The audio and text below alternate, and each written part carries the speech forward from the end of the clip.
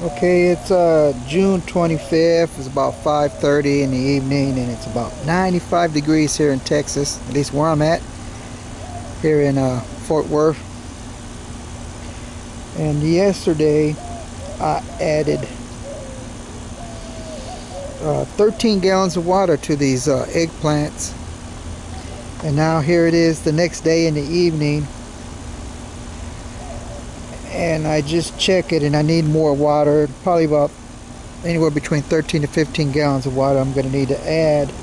But yesterday I only added just plain water that I adjusted down to about 5.7 pH.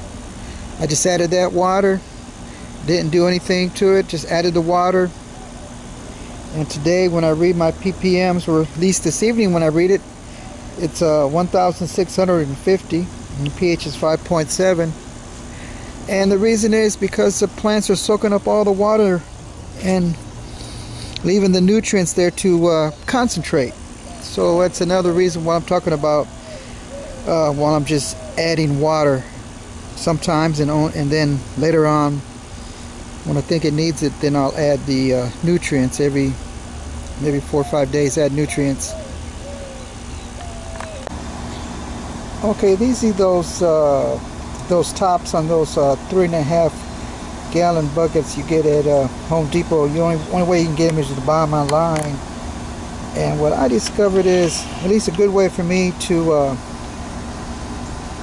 install these lines so they won't come off, is those fittings that you use on the 1/2-inch poly lines. I use that, and you can connect. It's the same connection that you use for your 1/4 inch. It's a 1/4 inch fitting that you put on your 1/4 inch line. I just drill a 3/64 inch hole into the top of the bucket lid, and with that, then I just pop it in. It pops in just like in those 1/2 inch lines. It just pops in and works great. Doesn't, it's not going to go nowhere. If I take it out, it doesn't go nowhere, because I have a problem every now and then with those lines either getting plugged up, or it's because I'm shoving it inside the perlite, or them falling out because I'm walking too close or doing something and the line's not really tight in there and it just falls out. This way the line doesn't fall out. Okay, another thing I learned is I had these plants, these buckets. They were about 28 inches apart, just a little bit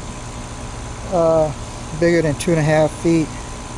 Looks like it might need to be 4 feet apart, because I grew eggplants before, but they never came out this big. I didn't know they were going to come out this big. So looks like if you do it hydroponically, you're going to at least have to do it probably about 4 feet apart, or wide rather, or however you want to say it. Okay, I thought this might be a good idea. I'm going to do it next year. The fittings that you use for your 1/4 inch line, you can drill a 13/64 inch hole there and shove that 1/4 inch fitting down there, and it'll stay in there real tight. So this 1/4 inch hole doesn't come off that little fitting very easy. So I think that'll be an easy way to install the hose onto the top, so the hose doesn't come off. I thought that'd be a pretty good idea.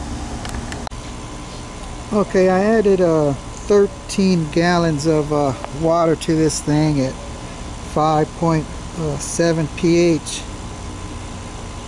And well, actually, before I added the water, the readings out of the reservoir was 1,650 ppms and 5.7 pH. So I added 13 gallons, I kept the reading at 5.7, and now after 13 gallons of water, just water added, it's 980 ppms. I'm gonna let it run all night, and tomorrow morning I'm gonna go ahead and add some nutrients to it. Since today or this evening I didn't add any, tomorrow morning I will, and I'll probably only need to add about 5 gallons. It's gonna run all night, and we'll see what it looks like tomorrow.